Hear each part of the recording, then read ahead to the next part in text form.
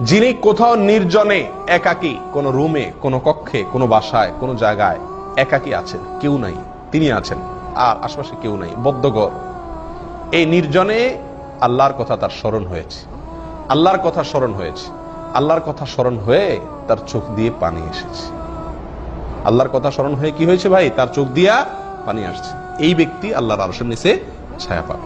প্রিয় ভাইরা, নির্জনে আল্লাহর ভয়ে চোখ দিয়ে পানি জীবনে আমাদের কতবার আসছে, এটা আমাদের চিন্তা করার বিষয়, এটা আমাদের ভাববার বিষয় যে নির্জনে তো প্রতিদিনই কোনো না কোনো সময় আমি নির্জন হই, কোন রুমে, কোন কক্ষে।